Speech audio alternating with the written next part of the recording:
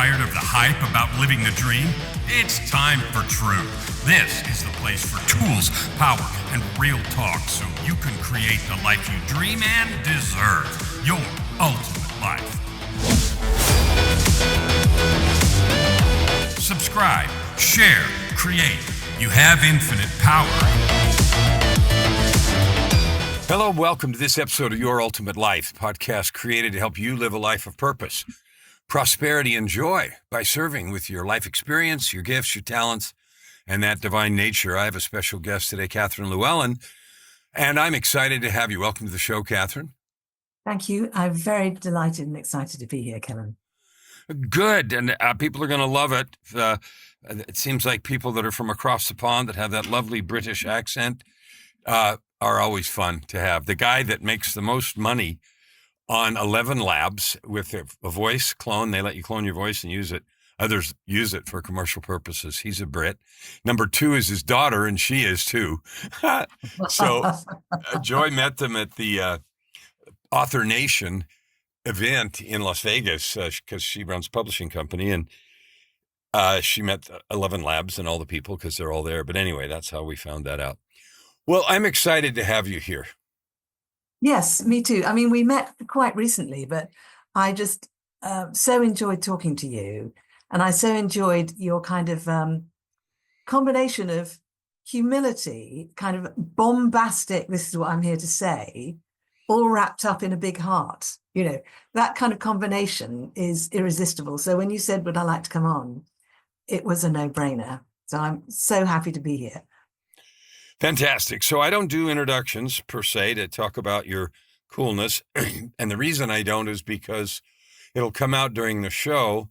And, you know, when people do that for me and they read all this stuff or say all whatever it is, I don't know, it just feels weird. So I don't do that.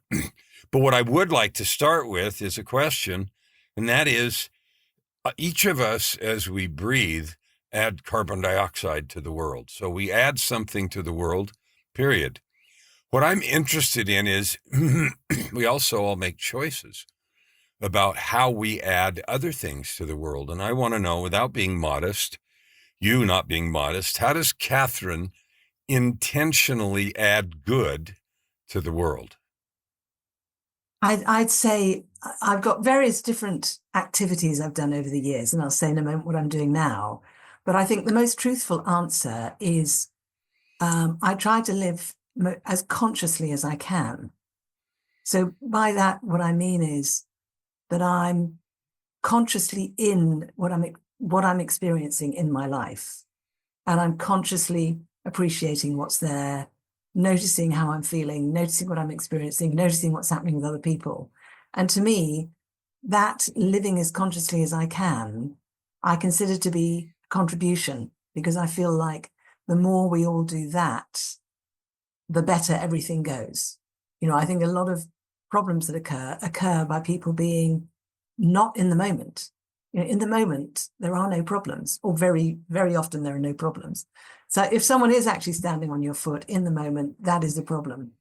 But otherwise, so I'd say that's my kind of bottom line level. The next level up, I would say, is I've always embodied, and I actually believe in embodying, what I call freedom of spirit. And by that, I mean the knowledge that inherently I'm free, you're free, we're all free inherently in our spirit. And that when we're connected to that, we are able to live in a glorious way and able to contribute in a glorious way. And I kind of I'm a kind of ambassador for that. You know, and I'm representing that in the way that I am and the choices I make. But I'm also always encouraging other people to embrace that also, because I believe everybody has that as a birthright. So those are kind of the essential answers. Well, I'm going to come back, and you can add more layers if you want, but I want to dig into that second one especially, and not because I don't agree, because I do, but it's here's the thing that I notice a lot. Is I say it, you say it, you're free, you create your own life, you know, all that sort of thing. And that is what freedom of spirit actually is. And then people will come up and say, Yeah, but there's all these people, the majority of the population in the world, that live in some kind of less advantaged way, either poverty or lack of water or government structures or oppression, or and nobody's going to wave a wand and fix all that in a minute, at least not us. And so I'd like to talk for a minute about what I think is a serious question, but I think it has an answer.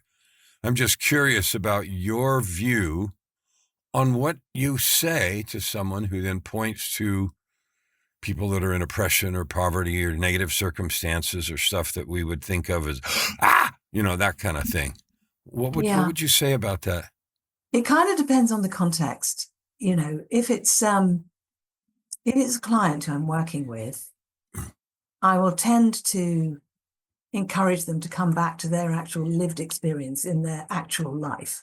Because a lot of that information you've just said, while yes, I believe all those things are happening, it's true, but it's not actually happening in this room now.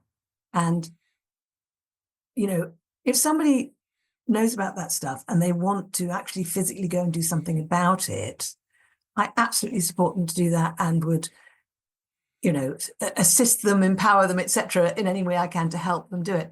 If they're not going to go and do that, I would encourage them to acknowledge that's happening, acknowledge how they feel about it, but not to kind of take it on into their own body, because that doesn't actually help them, doesn't help anybody else. And it doesn't help them to do something actually useful that they actually can do now in their life. I think we spend a lot of time vicariously and getting all worried and distracted about all these other people. And sometimes, honestly, Kellan, I think sometimes we do it as a way of avoiding our own life, avoiding making our own life work. Because that's actually our mission, to have our own life work. And part of that is helping other people. But we can't all help everybody all the time. It would be arrogant to think that we could. Right. Madness. Right. This is really Any one good. of us, any one of us, like you, for example, you've got this wonderful presence, this wonderful voice, etc. You could go, right, I'm going to become a global ambassador, right? I'm going to find all the right people, get to know them. You could make that your mission and go and do it, or not. It's a choice. So that's kind of if it's a personal friend and they're sitting on my sofa at 10 o'clock at night and we've had a nice dinner, we've been relaxing and chatting, and they start moaning and whinging and complaining about what's happening in the world, I would ask them to shut up, because now is not the time. So the context makes a big difference to how I respond to those Yeah. sorts of conversations. I love that, because here's the points that I'm hearing, and I think they're really good. And so those that are listening, I want you to remember this. Is whatever it is you're worried about happening to you right here, right now? And if it is, then there's action, remediation. There's something you need to do about, like standing on your foot, or somebody's robbing your house, or whatever. If it's not, and you or I decide to, what we're doing is we're saying, okay, that stuff about creating your life's all good, but it can't work. It can't work, can't be true because of that over there. And that over there can be true or whatever, but it's not you, and it's not owning it. So what you're doing is you're sacrificing your own ability to create your life the best you can because you think that's happening over there. And so you're giving away that. And incidentally, the truth is, you can be sad and empathetic with that, but if you take on to create your best life, you are then in the best position to do whatever you want to do or can do about that, or some version of that. And that's the point. And so declaring that it's not okay to talk about creating your life because somebody somewhere might have a problem is what you said. It's an excuse, because from your created place, you're best able to do something anyway. Exactly. And in fact, if anything, all the more reason to create your life, all the Yeah. more reason. Do you want to be a vibration in the world that actually contributes? Because I also do believe very much in this idea of ripple effect.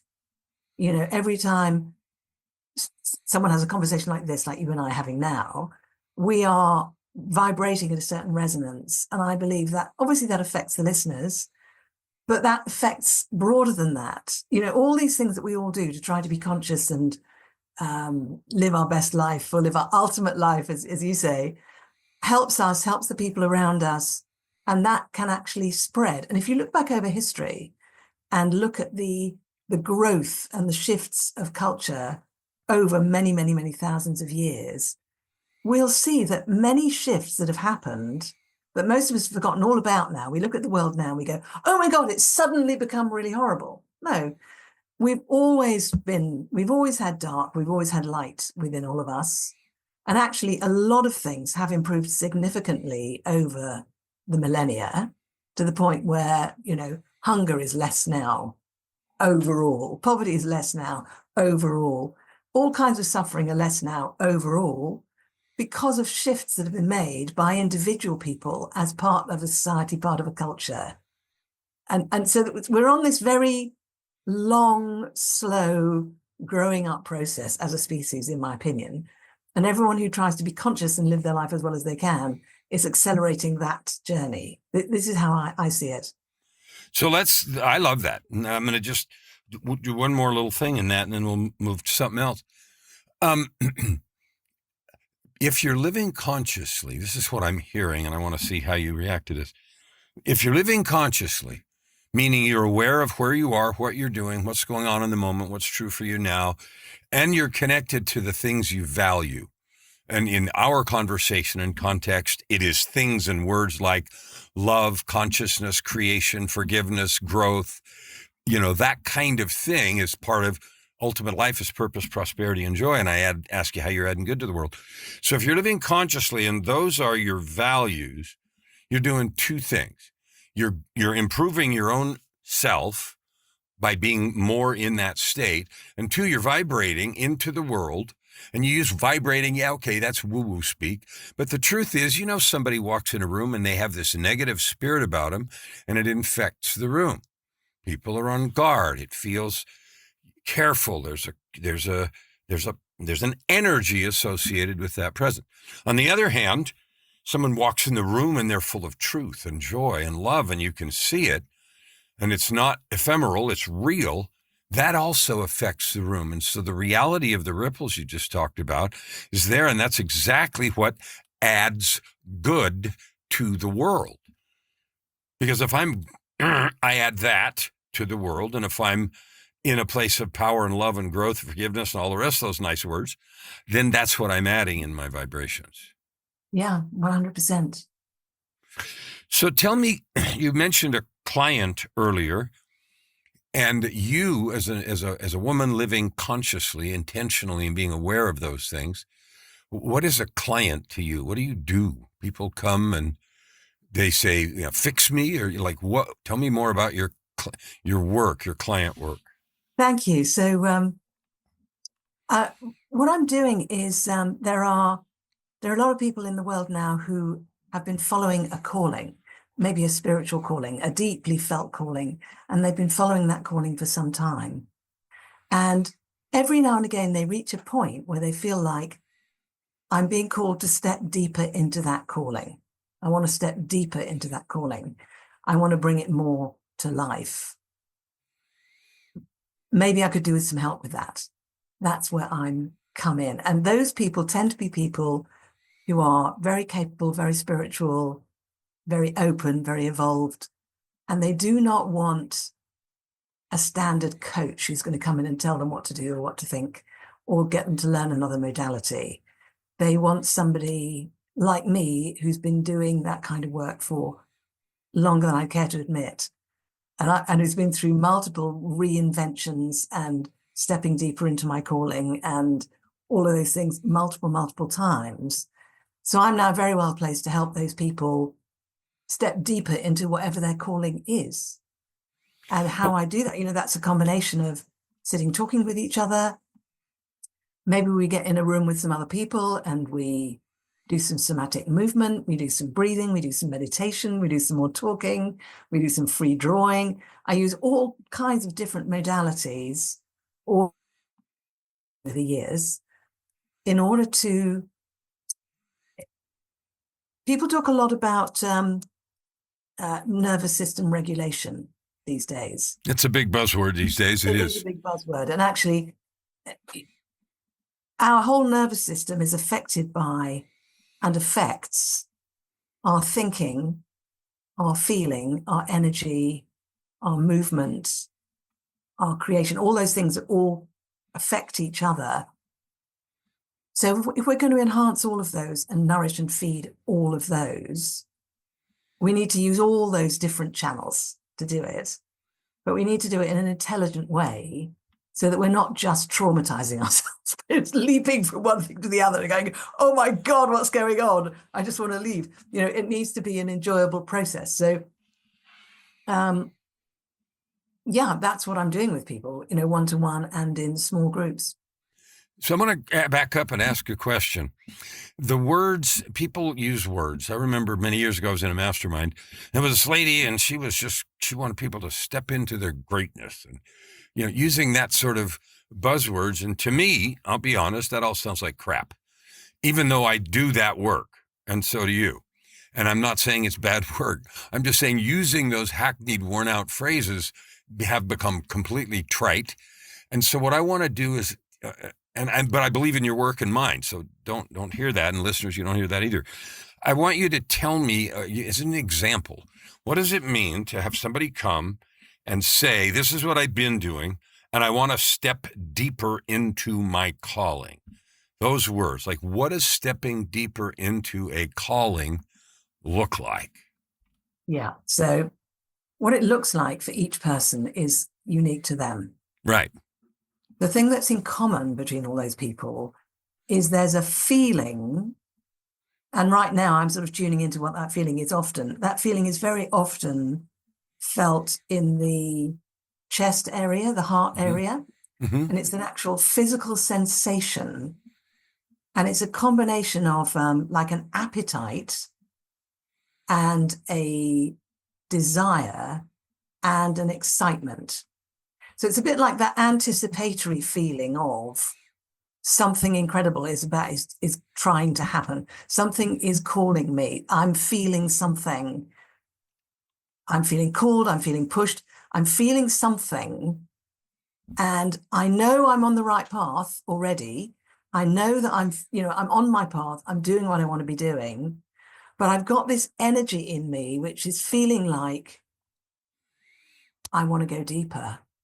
It's almost like, people talk about kind of step growth, where you travel along, you go up a step, you travel along, you go up a step. Sometimes you're actually traveling upward on a gradient. And then you just, you just feel you're about to make a leap, but you don't know where that's going to go.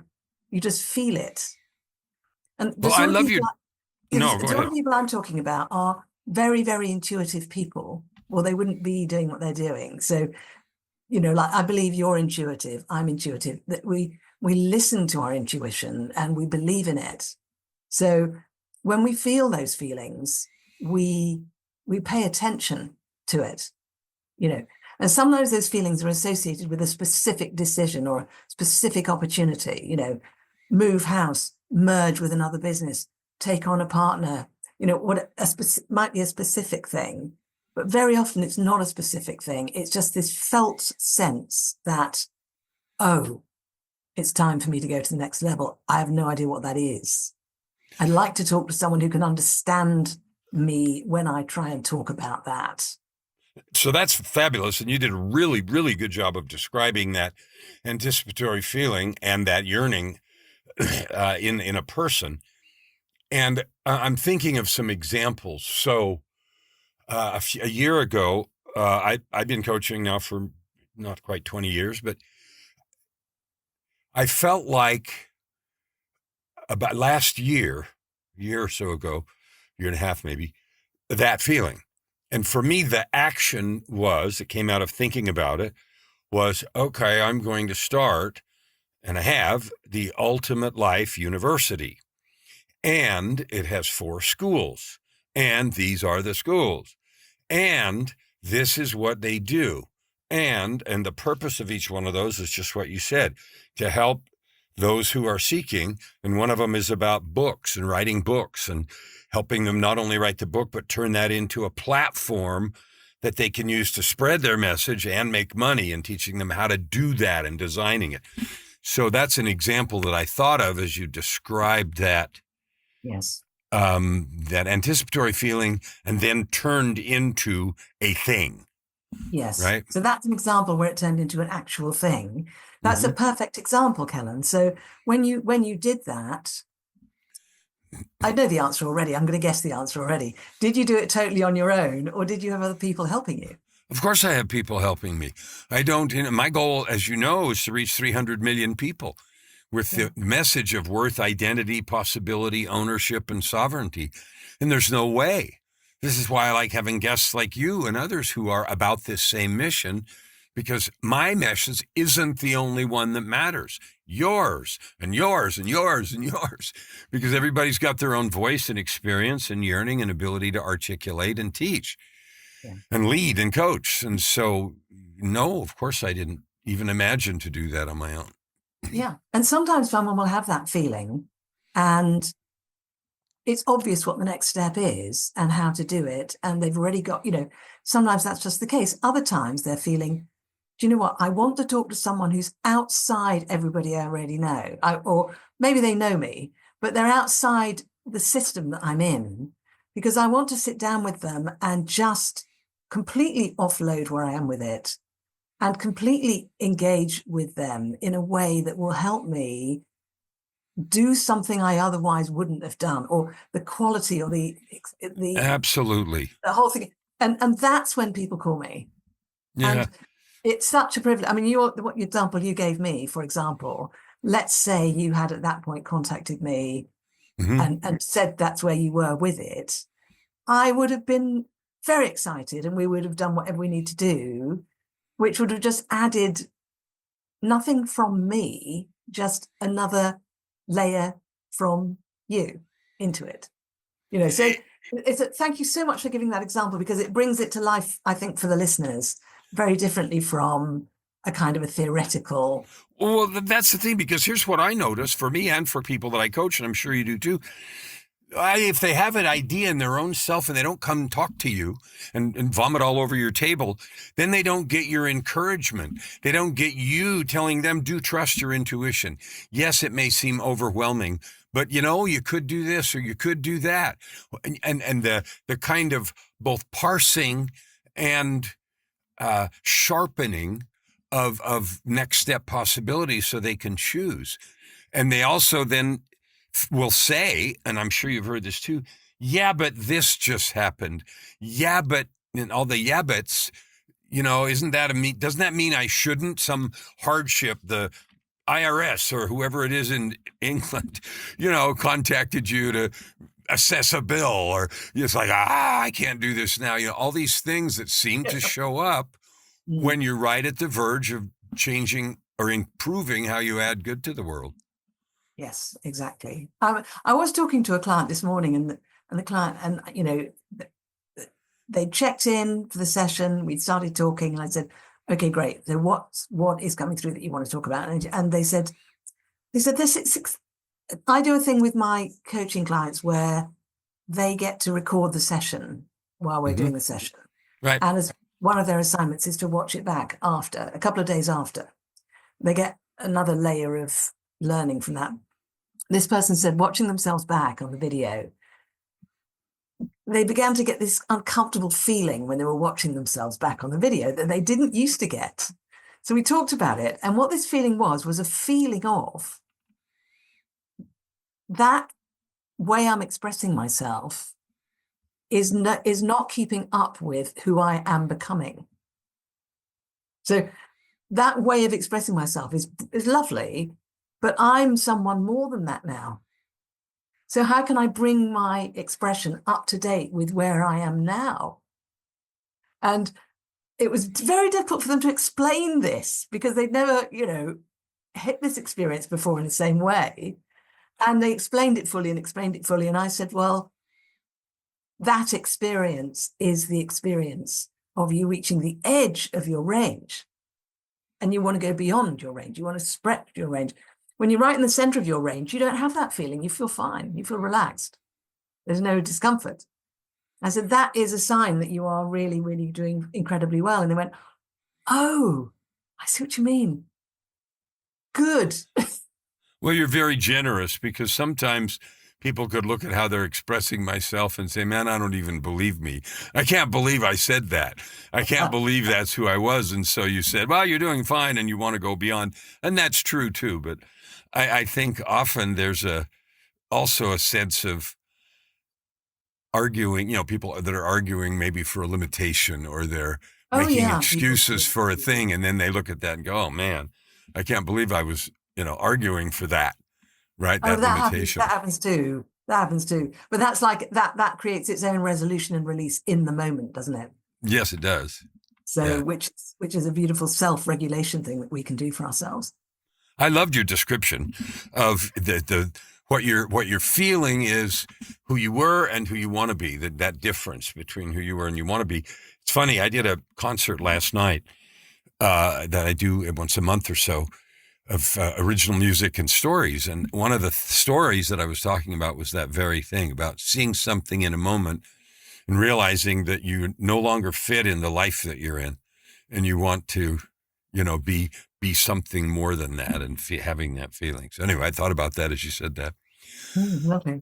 Well, so I want to know I don't know if you set goals in terms of who you're reaching and that sort of thing. What is your plan? Like, we're about halfway through the year, like this episode's going to air right at the midpoint of the year with laughter. And what are you creating in your determination and desire to add good to the world, to spread the truth that you're talking about of possibility? What are you about this year? I'm currently because for the last few years with my coaching work, I've been fairly passive. People have come towards me when they've come towards me, or I've had a little sabbatical here or there, so I've been very relaxed about it. But I've just recently started to boost it again, because I've come to a new place where a lot of things have all come together within me in terms of where I am, who I am, what I'm offering, how I'm doing it. Because I've been doing coaching work for a very long time, coaching and training and development work. It's got to be now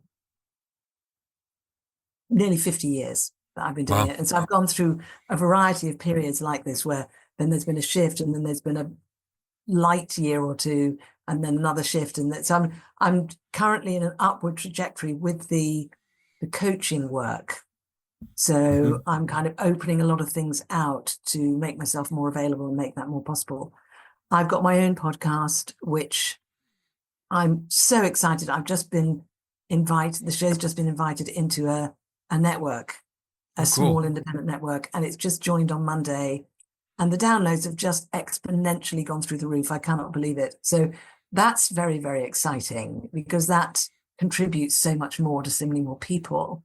Because Right. of and my freedom of spirit work, I've actually got this mission to educate and accredit people to take my freedom of spirit modality out into the world themselves. So I'm running workshops, I'm teaching people to deliver one-to-one modules, and I hope to then be teaching people to run the workshop itself. So that's a very, how can I put it?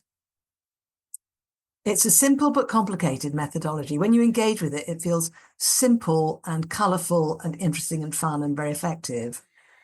It's got a lot of moving parts, so teaching it to people is quite complicated.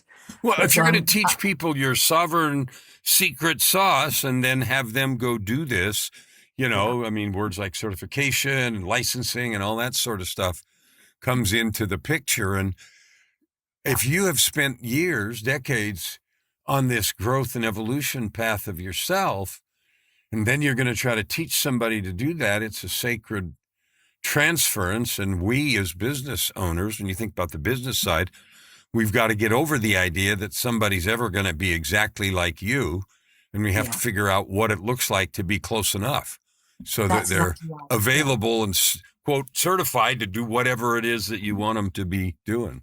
Exactly. And so for years I've thought I want to be passing over more of what I can do. And then I would hit a roadblock of I can't pass over 50 years worth of skill to somebody, No, and, you and can't. also who would want that? It's going to be Right. indigestible for them. But this new thing out of this freedom of spirit modality that I started developing a couple of years ago is actually how can I put it? It's a bit like a recipe, which when you learn the recipe, or you can actually make a fantastic meal for everybody that everyone's going to enjoy. It's going to be wonderful for everybody. You haven't learned every recipe there is, but you've learned a lot about cooking, selecting the vegetables, laying the table for that particular recipe. So that's what I've done with this. It's a specific recipe that people can use and learn, which is learnable because it's limited in that way. But in the process of learning it and putting it into practice, they are developing all sorts of aspects of themselves as they do it. I mean, I've got a woman at the moment who's learning the one-to-one freedom of spirit section. She's never been a practitioner before. She's a CEO. She's a high-level senior exec. And she's worked with me for years. She wanted to do this to develop her capacity to encourage people to be sovereign. That's what she wanted to do. She didn't want to become a practitioner.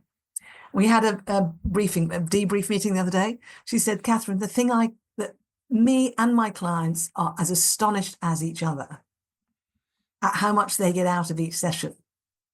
And she goes, I'm astonished. She goes, I'm astonished how much I get out of delivering the session.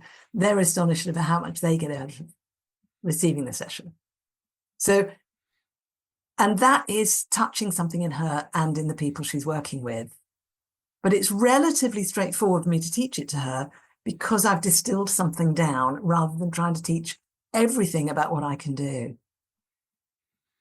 You used a word a while ago, and it comes to mind again as you describe that process of transference, and that is embodiment. It's one thing to teach a person. Let's go back to the recipe, because my wife loves cooking, and so in the background, lots of times there's one of 50 million cooking shows on, as just sort of broadcasting to nobody in the living room, right?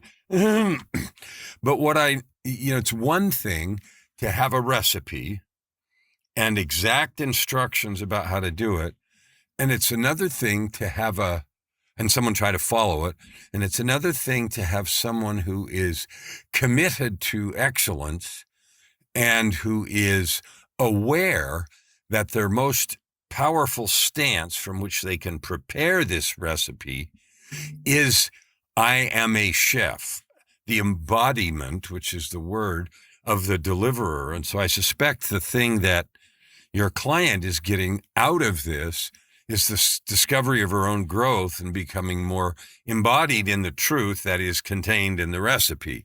Because what I see is the only thing you or me we have to teach is what we are.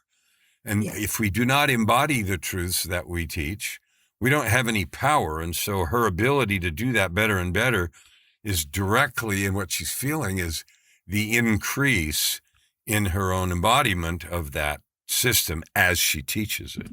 Precisely right. Yeah. And she's just amazed at the effect. I mean, before they learn this recipe, they have to come and do an intensive weekend with me first, which takes them to a completely different place in relationship to freedom of spirit. So they have to do that, and then they have to have a break, and then they have to do an assignment, and then they can learn this thing. Right. Because otherwise, well, as you say, it wouldn't work otherwise. They've got to have. I think of it as they've fanned. I think of freedom of spirit as a golden flame burning inside us, and we can actually pay more attention to that golden flame, and we can feed it with light and love, and we can allow it to diffuse our entire body. We can allow it that connection with that. But it's easy to say that.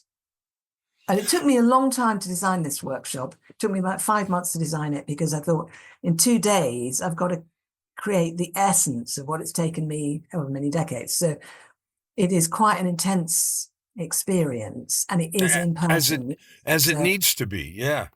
Yeah. Are you, as you designed this one, with the intention of getting people who are practitioners who are able to use it, whether it's with their team in a company or whether it's as a practitioner. Do you have, like, obviously you do, you have a course, I don't know, maybe you wrote a book about freedom of spirit or some other way to codify or communicate that doctrine and practice. Are you planning to have it be like large scale, or is this something somebody has to come and do one at a time? So you might end up with half a dozen people in the universe, or is your intent to do dozens or hundreds of that kind of I certifying? last time someone asked me that question, Mm-hmm. and they said, "How many people do you want to be out there delivering freedom of spirit?" I said 100. 100. Now, I didn't sensibly come up with that. That was just what came into my head. Mm-hmm. I know that if there were 100 people doing that, it would make a very big difference. But I also know I would then need to be training trainers to train those sorts of people. So because the training for this has to be done in small groups and one-to-one. It can't be done in big groups because it's so intimate. Yeah. But can be scaled in the sense of then training trainers over time. So what I foresee is that at some point, someone or some people will take this over from me, while I still remember who I am and who they are, while I'm still Right. with us, compos mentis. And how long that takes and how far I can take it before that happens, I don't know. So I want to open this up now to, I've asked some specific questions and you've given good answers and good thoughts and stuff. What have I not asked you that you want to talk about around anything in terms of what you're doing or what you want? Just what would you like to add to this conversation that we haven't touched on? Thank you. I'd like to say something that relates back to the very first thing we talked about Okay. bad stuff going on. Years and years ago, I trained to teach 5 rhythms dance. Have you heard of that?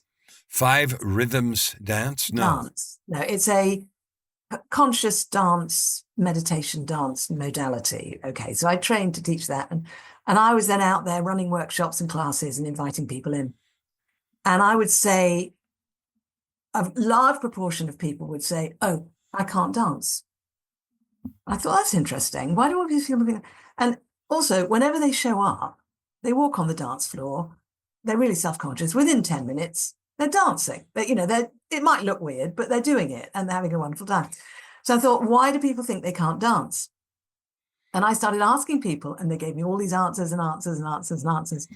And the one that's relevant for this was the person who said to me, "I can't dance because there are people suffering in the world." And she meant it. And what was really surreal about it in that moment was she was a massage therapist. And at the time, she was giving me a massage. So she thought it was all right for me to have a massage, even though there's miserable people in the world. She thought it was okay for her to give me a massage and for me to pay her for it. But she didn't think it was okay for her to dance and enjoy herself because people are miserable.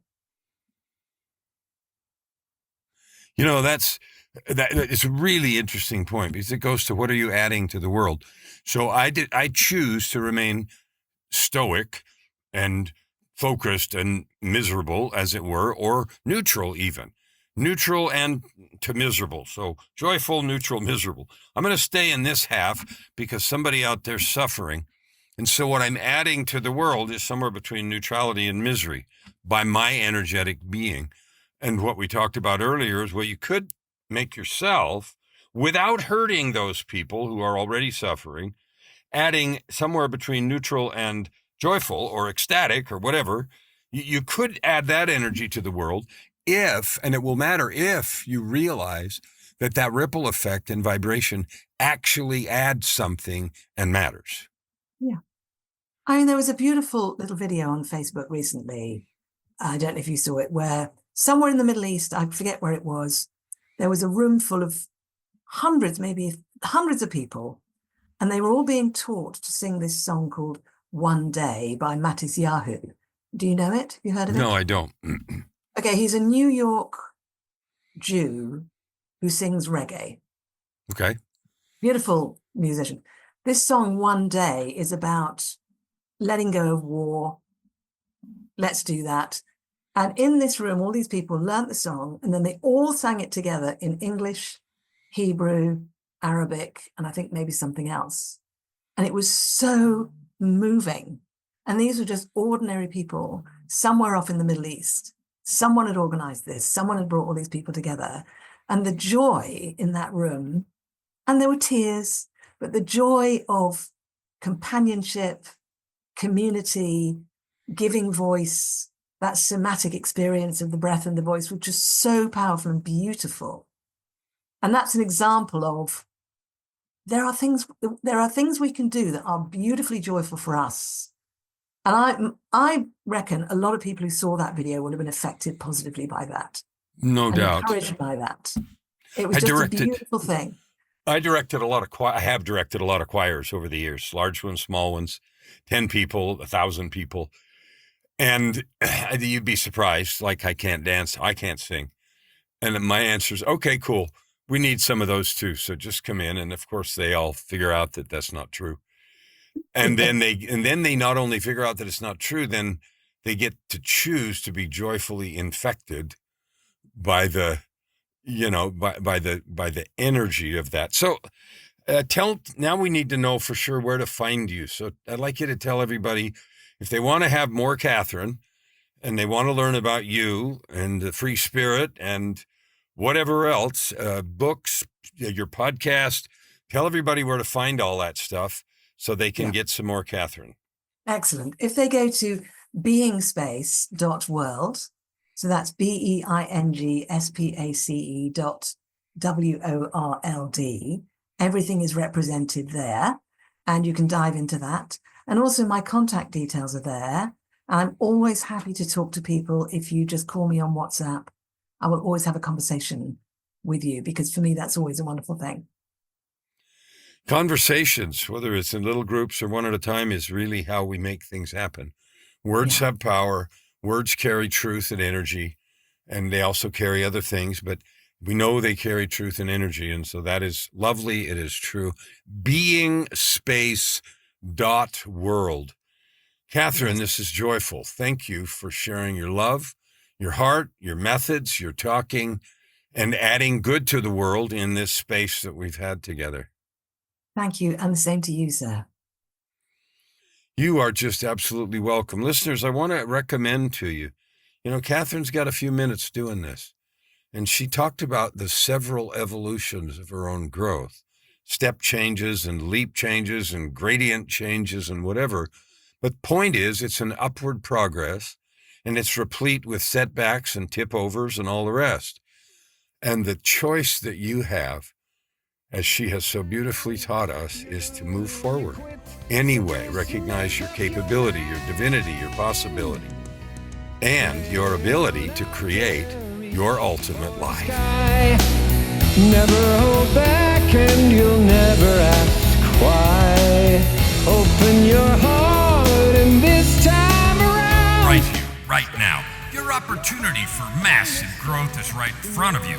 Every episode gives you practical tips and practices that will change everything. If you want to know more, go to KellanFluckigerMedia.com. If you want more free tools, go here, YourUltimateLife.ca. Subscribe. Share. Stand with your heart in the sky and your feet on the ground.